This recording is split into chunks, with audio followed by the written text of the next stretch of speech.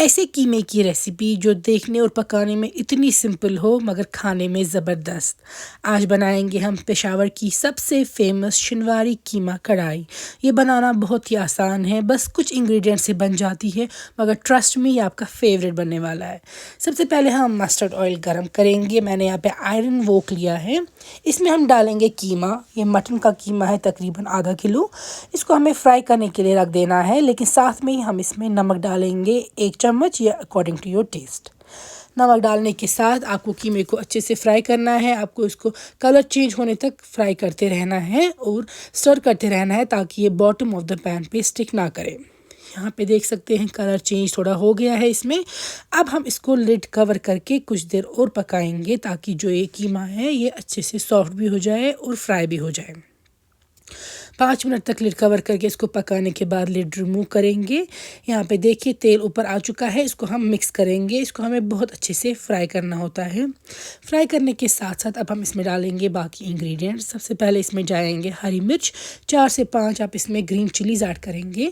5 ٹماٹر کو آپ اچھے سے واش کر کے کٹ کریں گے بیچ میں اور وہ بھی اس میں ایڈ کر دیں گے۔ اس میں مین انگریڈینٹس یہی دونوں ہیں۔ ساتھ میں ہم اس میں ڈالیں گے گارلک کا پیسٹ۔ آپ چاہے تو ثابت گارلک بھی ڈال سکتے ہیں۔ گارلک کا پیسٹ میں نے یہاں پہ 2 چمچ ایڈ کر دیے ہیں۔ گارلک کا پیسٹ ڈالنے کے ساتھ آپ اس کو اچھے سے مکس کریں گے اور فرائی کریں گے کچھ دیر۔ اس کے بعد ہم اس میں ڈال دیں گے یہاں پہ ریڈ چلی فلیکس۔ یہ آج کل ہر گھر میں اویلیبل ہوتے ہیں، تو ریڈ چلی فلیکس ہم اس میں ایڈ کریں تقریباً 1 چھوٹی چمچ تک ٹی اسپون۔ پھر ½ گلاس پانی ڈالنے کے ساتھ آپ اس کو لڈ کور کر کے 5-10 منٹ کے لیے ایسے ہی پکنے دیں گے تاکہ ٹمیٹوز بھی سافٹ ہو جائے۔ یہاں پہ دیکھیے لڈ ریموو کر رہی ہوں میں۔ ٹماٹر جو ہے وہ کافی سافٹ ہو چکا ہے۔ اب ہم اس کے چھلکے جو ہیں وہ ریموو کر دیں گے۔ تو ٹماٹر کو اچھے سے آپ کو ایک ایک کر کے سارے ٹمیٹوز کو اوپر کا ایک کور اٹھا دینا ہے، اس سے پھر ٹمیٹوز کو آپ اچھے سے کوک کر سکتے ہیں، بریک کر سکتے ہیں۔ جب سارے ٹماٹر کے آپ چھلکے اٹھا دیں گے، اس کے بعد آپ کو ٹماٹر کو اچھے سے خوب توڑ کے کوک کرنا ہے تاکہ جو ٹماٹر اور قیمہ ہے یہ ایک ساتھ آپس میں مکس ہو جائے۔ ٹماٹر اگر آپ کو لگے کہ کہیں پہ زیادہ جو ہے تھک پورشن ہے وہ نہیں ٹوٹ رہا ہے آپ کو وہ میں، تو پھر آپ ٹماٹر کا وہ والا پورشن ریموو کر دیں گے۔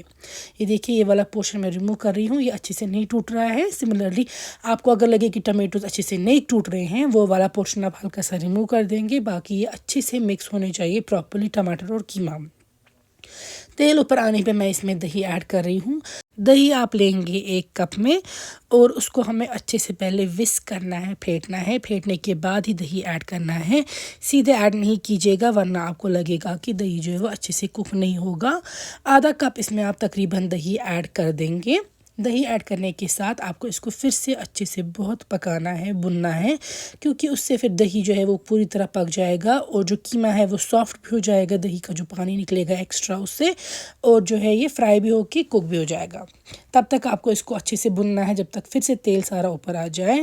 اس سٹیج پہ میں اس کو گارنش کر رہی ہوں تھوڑے سے جنجر کے ساتھ جو جولینز میں کاٹا ہے میں نے، فریش کورینڈر کے ساتھ۔ تو آپ بھی ضرور اس کو پکائیے گا۔ اس کو آپ نان چپاتی کے ساتھ بھی بہت مزے سے انجوائے کر سکتے ہیں اور چاول کے ساتھ بھی اس کو آپ کھا سکتے ہیں۔ یہاں پہ ہم نے ٹرائی کیا ہے اینڈ ٹرسٹ میں یہ بہت زبردست بنتا ہے۔ It's a must try recipe, ضرور ٹرائی کیجیے گا۔